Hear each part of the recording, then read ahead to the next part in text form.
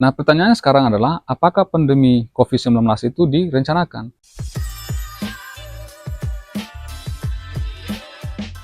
Oke, jadi kemarin ada salah satu teman saya di Instagram yang mengirimkan saya beberapa video tentang dugaan konspirasi COVID-19 yang melibatkan Bill Gates dan juga Jeffrey Epstein. Dan setelah saya tonton dan baca beberapa komentar-komentarnya, saya jadi tertarik untuk membahasnya gitu. Um, by the way, saya tidak dibayar oleh siapapun untuk membuat video ini. Tidak ada sponsor, tidak ada titipan, dan juga tidak ada kepentingan apapun. Um, saya membuat video ini murni karena ya saya merasa semacam punya tanggung jawab moral untuk ikut meluruskan informasi, apalagi ini berkaitan dengan kesehatan manusia, keselamatan banyak orang, dan tentunya ya cara kita memahami sains gitu. Jadi sebelum kalian bosan karena intro videonya kepanjangan, kita langsung bahas ya. Tapi sebelum itu kita nonton dulu potongan video yang dikirimkan ke saya ini supaya kita punya konteks yang sama gitu. Ada dugaan dibuat simulasi pandemi di tahun 2017, 3 tahun sebelum pandemi COVID-19. Dan di dalam file Epstein yang ini, itu tertulis nama Bill Gates. Apakah sebenarnya pandemi yang kemarin itu adalah sesuatu yang direncanakan, guys? Well, meskipun si abang tersebut bilang bahwa ada dugaan, tapi kalimat seperti ini punya efek yang sangat luar biasa. Ditambah lagi ada begitu banyak informasi serupa yang beredar di media sosial terkait mengenai rekayasa pandemi COVID-19 ini. Jadi begitu kita dengar pernyataan seperti ini, otak kita itu langsung aktif. Wah, jangan-jangan ini memang konspirasi besar kan? Apalagi si abang ini kemudian menampilkan cuplikan video dari Bang Timothy yang bagi saya itu justru meningkatkan kecurigaan orang. Polio banyak, hepatitis itu banyak kan sebenarnya penyakit-penyakit seperti itu. Itu tuh nggak pernah dikasih sesuatu yang gratis, Dok. Itu orang bayar kan? Bayar. Untuk anak kecil aja vaksin polio itu bayar. Iya. Oke. Kenapa vaksin itu gratis terus 3 kali? Itu yang gue mikir. Logistiknya dari mana? Gue secara pengusaha ya. Ini uangnya dari mana? Uang siapa? Ya, Dan nggak kenapa gratis? Itu nggak pernah masuk di gua. Lu polio dibiarin mati kok. Mereka nggak pernah peduli sama lu. Jadi para elit ini menurut gue nggak pernah peduli sama kalian. Nah, Tapi ya. kenapa yang ini dia peduli banget untuk masukin itu? Jadi Nah, sebelum menanggapi argumen dari Bang Timothy, saya coba kasih tahu dulu apa saja yang akan saya bahas dalam video ini ya.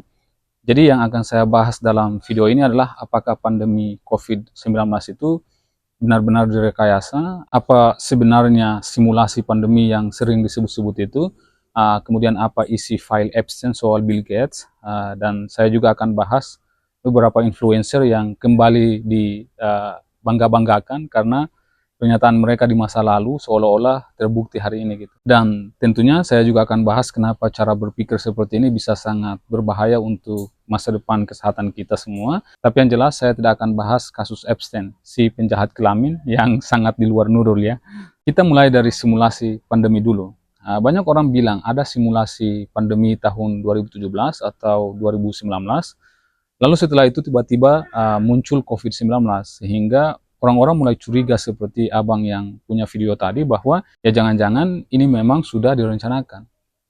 Nah kalau nggak salah dulu salah satu simulasi yang mungkin disalahpahami itu adalah event 201 yang diadakan pada 18 Oktober 2019 oleh John Hopkins Center for Health Security, kemudian juga oleh World Economic Forum, dan tentunya Bill and Melinda Gates Foundation. Nah, informasi resminya bisa kalian baca langsung di situs Johns Hopkins. Nanti linknya saya berikan di deskripsi. Nah, di situ dijelaskan secara terbuka bahwa event 201 itu adalah latihan simulasi untuk menghadapi pandemi global dengan skenario virus fiktif yang menular cepat gitu. Nah, sejauh yang saya tahu, tujuan dari simulasi itu bukan untuk merencanakan pandemi, tapi melatih pemerintah, rumah sakit, perusahaan farmasi, media, dan tentunya lembaga-lembaga internasional supaya mereka itu bisa siap siaga kalau misalnya pandemi itu benar-benar terjadi. Jadi bayangkan gini, pemadam kebakaran itu rutin latihan memadamkan api di sebuah gedung.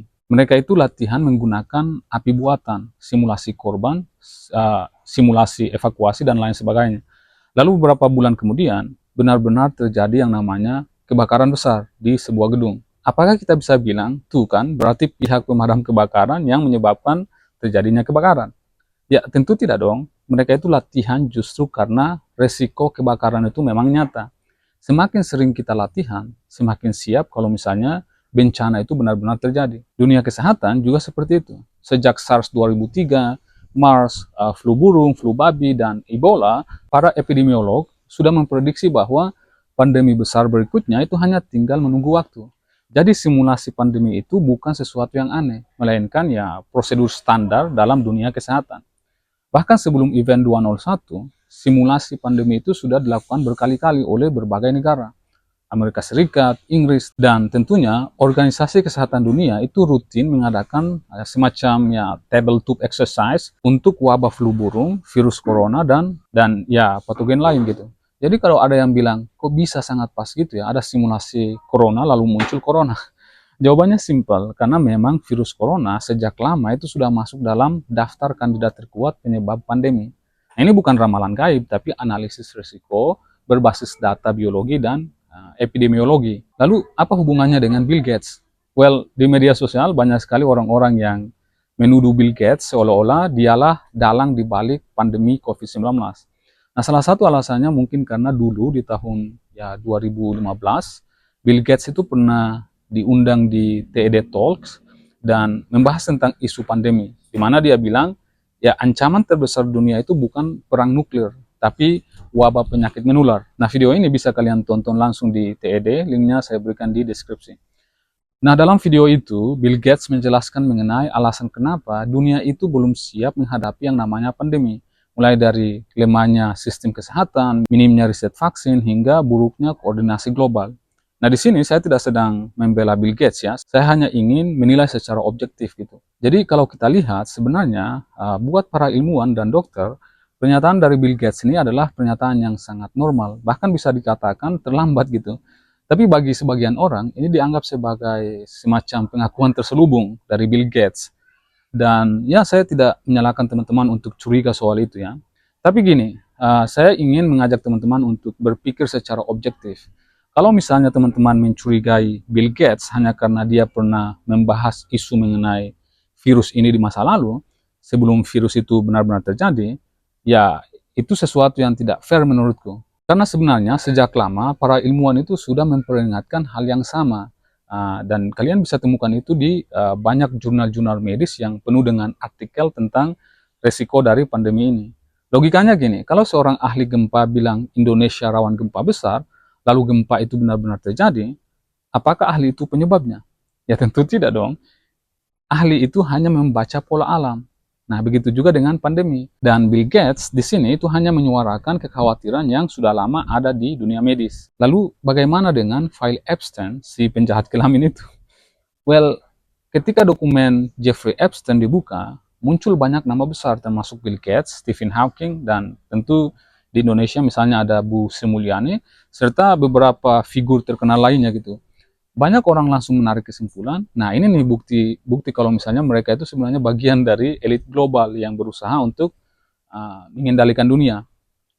Nah, sejauh yang saya tahu ya, file Epstein itu berisi catatan kontak, jadwal pertemuan, dan jaringan sosial Epstein selama puluhan tahun. Jadi munculnya nama seseorang di situ itu tidak berarti orang itu terlibat dalam kejahatan. Reuters menjelaskan hal ini secara sangat jelas dalam liputannya gitu, yang bisa kalian baca di sini. Atau kalian juga bisa baca di artikel ini di mana dikatakan juga bahwa munculnya nama seseorang di file tersebut itu tidak berarti orang itu terlibat dalam kejahatan.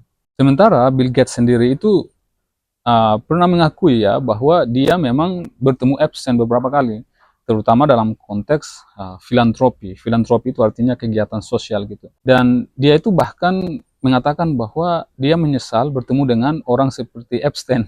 Karena Epstein ini memang sangat-sangat bejat ya. Bill Gates juga bilang di CNBC bahwa tidak ada aliran dana dari Epstein ke Bill and Melinda Gates Foundation.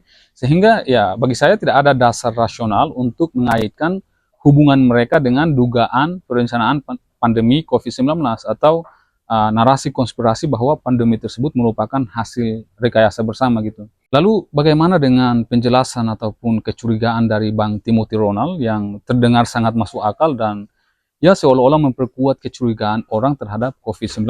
Polio banyak, hepatitis itu banyak kan sebenarnya penyakit seperti itu. Itu tuh nggak pernah dikasih sesuatu yang gratis, Dok. Itu orang bayar kan? Bayar. Untuk anak kecil aja vaksin polio itu bayar. Oke. Kenapa vaksin itu gratis terus 3 kali? Itu yang gue mikir. Logistiknya dari mana? Gue secara pengusaha ya. Ini uangnya dari mana? Uang siapa? Ya, Dan nggak kenapa gratis? Itu nggak pernah masuk di gua. Lu polio dibiarin mati kok. Mereka nggak pernah peduli sama lu. Jadi para elit ini menurut gua nggak pernah peduli sama kalian. Nah, Tapi ya. kenapa yang ini dia peduli banget untuk masukin itu? Jadi Pernyataan yang dikutip dalam video tadi intinya mempertanyakan kenapa vaksin COVID-19 itu gratis, dari mana uangnya, kenapa penyakit lain itu tidak digratiskan, dan kenapa elit global tiba-tiba terlihat sangat peduli gitu. Well, sekilas argumen ini memang terdengar logis, karena ya Bang Timothy ini menggunakan kacamata seorang pengusaha.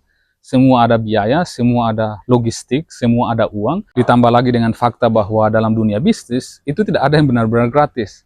Dan saya tidak menyalahkan pendapat dari Timothy Ronald. Tapi di sini saya ingin mengajak teman-teman melihat dari sudut pandang yang berbeda. Vaksin COVID itu digratiskan bukan karena para elit di dunia itu tiba-tiba berubah menjadi malaikat, melainkan karena pandemi COVID-19 itu adalah ancaman sistemik. Kalau misalnya virus ini dibiarkan menyebar tanpa kendali, dampaknya itu bisa jauh lebih buruk. Saya ingin kasih analogi pemadam kebakaran tadi ya. Bayangkan rumah antum sedang kebakaran di tengah malam gitu. Lalu datang mobil pemadam kebakaran. Para petugas yang lelah dan mengantuk itu memadamkan api dengan segala tenaga. Nah, antum pikir mereka datang itu karena mereka sayang sama rumah antum? Ya belum tentu. Mereka datang itu belum tentu karena cinta, belum tentu juga karena sayang ataupun peduli sama antum.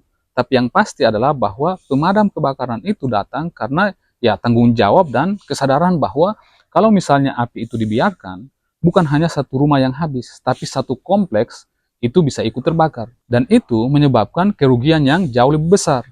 Jadi memadamkan api sejak awal itu jauh lebih murah dan rasional dibandingkan membiarkan kehancuran total. Dalam konteks pandemi, negara-negara itu menggelontorkan dana besar untuk vaksin bukan karena terlalu cinta pada rakyat, tapi karena mereka menghitung resiko.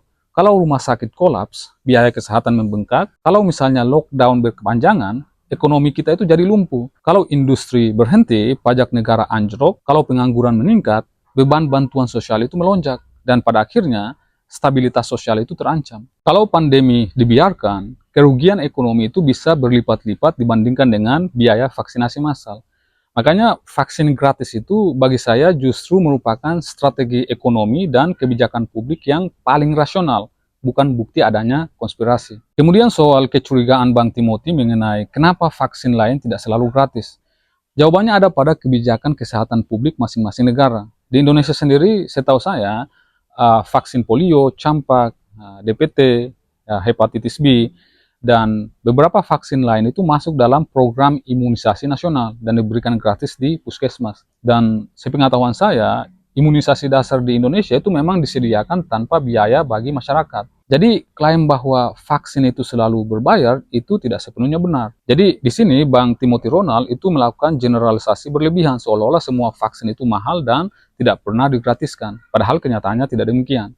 Nah, sekarang kita bahas figur-figur lokal seperti misalnya Jerings, Lord Rangga, dan Bang Dharma Pongrekun yang akhir-akhir ini kembali viral, dan ya saya melihat Bang Dharma Pongrekun juga diundang kembali di berbagai podcast dalam upaya menyebarkan ide-ide liar mereka dulu ya.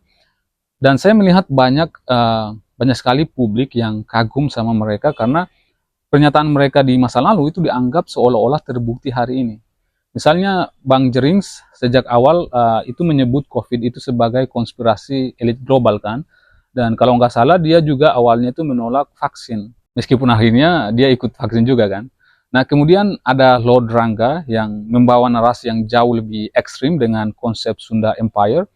Dia itu mengklaim adanya kekaisaran global tersembunyi dan menyebut bahwa ya Sunda Empire itu punya semacam peran dalam mengatur dunia. Bang Dharma Pongrekun itu juga sama. Beliau mengkritik vaksin, WHO, dan elit global dengan bahasa yang teknis, yang terdengar meyakinkan.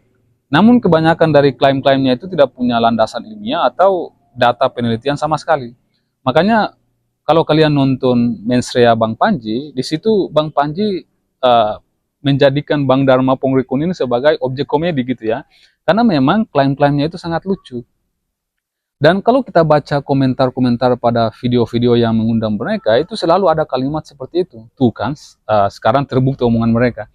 Well, sekilas ini terdengar sangat masuk akal gitu. Seolah-olah mereka itu visioner, karena ya mereka bisa memprediksi masa depan gitu. Tapi gini, saya mau bilang bahwa kenapa orang-orang sangat kagum dengan pernyataan dari 3 orang abang ini, ya karena otak kita itu sebagai manusia itu memang sangat suka dengan cerita yang tampak saling terhubung.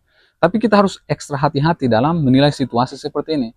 Karena tidak semua kemiripan atau kecocokan dalam sebuah cerita itu berarti kebenaran. Ini mirip seperti seseorang yang misalnya sejak tahun 2010 itu mengatakan bahwa suatu hari akan ada gempa besar di Indonesia. Lalu 10 tahun kemudian benar-benar terjadi gempa besar. Apakah ini berarti orang itu punya kemampuan meramal? Ya, tidak juga. Karena Indonesia ini memang wilayah yang rawan gempa. Jadi gempa besar hampir pasti akan terjadi cepat atau lambat. Jadi ketika gempa itu benar-benar terjadi, ya kita tidak bisa bilang ramalan itu benar secara ilmiah. Karena dia itu hanya menebak sesuatu yang ya memang probabilitasnya tinggi gitu. Hal yang sama terjadi dalam narasi elit global. Kalau misalnya sejak dulu ada seseorang yang bilang orang kaya dan orang yang misalnya berkuasa itu saling terhubung, lalu hari ini muncul misalnya file Epstein yang menunjukkan jaringan sosial dari para elit itu, ya itu bukan pembuktian konspirasi besar, melainkan ya penguatan fakta sosial yang memang sudah lama diketahui gitu. Bahwa orang-orang besar dan berkuasa itu memang saling kenal dan berinteraksi gitu. Analogi lainnya begini, bayangkan ada seorang paranormal yang tiba-tiba mengatakan tahun depan akan ada artis yang cerai. Lalu ternyata tahun depan ada 1 atau 2 artis yang bercerai. Apakah ini berarti paranormal itu benar-benar punya kemampuan melihat masa depan? Ya tentu tidak, karena fenomena itu sudah sering terjadi. Dan di industri hiburan dengan ratusan bahkan ribuan pasangan public figure, perceraian adalah sesuatu yang sangat mungkin terjadi di setiap tahun. Jadi ramalan seperti itu bersifat sangat umum, sangat longgar dan hampir pasti akan terbukti cepat atau lambat. Jadi, masalah utama dari klaim-klaim seperti ini sebenarnya ada pada sifat klaimnya yang terlalu umum dan tidak jelas. Pernyataan semacam elit global sedang merencanakan sesuatu, akan ada bencana besar, atau misalnya akan terjadi peristiwa global yang mengguncang dunia, itu adalah pernyataan-pernyataan yang bisa dibuat oleh siapa saja, kapan saja tanpa harus punya pengetahuan khusus. Dan karena dunia ini memang penuh dengan ketidakpastian, maka pernyataan umum seperti ini hampir pasti akan terlihat benar di masa depan. Dunia kita ini selalu mengalami yang namanya krisis, selalu ada konflik, selalu ada wabah, dan selalu ada perceraian di kalangan artis dan lain sebagainya. Jadi kalau seseorang membuat pernyataan super umum, maka peluang klaim itu tampak terbukti di kemudian hari itu sangatlah besar. Ini sama seperti seseorang yang berkata, suatu hari akan ada kecelakaan pesawat. Pernyataan seperti ini hampir pasti benar, bukan karena si pembicara punya kemampuan meramal, tapi karena dalam sistem penerbangan global yang melibatkan ribuan pesawat setiap hari, kecelakaan memang akan terjadi cepat atau lambat. Kalau kita mau benar-benar menguji apakah seseorang memang memiliki informasi khusus atau pemahaman mendalam, maka pernyataan itu harus spesifik, terukur, dan bisa diverifikasi. Misalnya, bukan sekedar berkata akan ada pandemi, tapi menjelaskan kapan kira-kira akan terjadi, virus apa yang terlibat, bagaimana pola penyebarannya, dari wilayah mana saja dia akan muncul, bagaimana dampaknya, dan apa mekanisme biologisnya. Semakin spesifik sebuah klaim, semakin kecil kemungkinan klaim itu untuk dianggap kebetulan benar. Nah, disinilah bedanya antara analisis ilmiah dan ramalan tidak jelas atau abstrak atau seenak jidat. Ilmuwan itu ketika memprediksi pandemi, mereka itu tidak berhenti di kalimat umum. Mereka itu menyebut jenis virus, pola mutasi, sistem kekebalan manusia, hingga model matematis dari penyebarannya gitu. Karena itu ketika pandemi benar-benar terjadi, ya penjelasan mereka itu bisa diuji satu persatu. Sebaliknya, klaim konspirasi itu cenderung sengaja dibuat samar, fleksibel, dan elastis. Supaya apa? Supaya apapun yang terjadi di masa depan itu bisa dipelintir seolah-olah sesuai dengan narasi awal. Hari ini cocok dibilang terbukti, besok tidak cocok, narasinya digeser sedikit atau dicari alasan dengan mengatakan misalnya, oh mungkin belum waktunya gitu. Nah, dengan cara ini klaim tersebut menjadi kebal terhadap bantahan. Inilah mengapa kita harus sangat hati-hati dengan pernyataan yang terdengar visioner, tapi sebenarnya ngaco gitu. Dalam sejarah, hampir semua peramal, tokoh spiritual, dan penganut teori konspirasi itu menggunakan teknik yang sama, yaitu membuat klaim terlalu umum, emosional, dan terbuka terhadap banyak tafsir. Sehingga ketika sebagian kecil dari realitas itu tampak sejalan, mereka itu akan berkata, tuh kan terbukti. Padahal itu bukan pembuktian, melainkan cocokologi gitu. Kalau kita tidak melatih cara berpikir kritis, ya kita itu akan dengan mudah tertipu oleh pola semacam itu. Dan akhirnya ya menganggap kebetulan sebagai kebenaran. Nah pertanyaannya sekarang adalah, apakah pandemi COVID-19 itu direncanakan? Hingga hari ini tidak ada satupun bukti ilmiah yang menunjukkan hal itu. Kalau kita ingin benar-benar jujur secara intelektual, maka pertanyaan yang paling penting itu bukanlah apakah COVID ini didesain atau siapa yang diuntungkan, tapi apa yang ditunjukkan oleh data biologinya. Virus itu adalah objek biologis, dan jejak asal-usulnya itu bisa dibaca lewat struktur genetiknya. Inilah yang dilakukan oleh para virolog, salah satunya melalui penelitian yang diterbitkan di jurnal Nature Medicine oleh Christian Andersen berserta timnya, dan hasil penelitian mereka itu dengan tegas menunjukkan bahwa virus COVID-19 itu bukanlah virus buatan manusia yang diproduksi di lab. Karena dari sisi struktur genetik, virus ini sama sekali tidak menunjukkan ciri khas hasil desain manusia.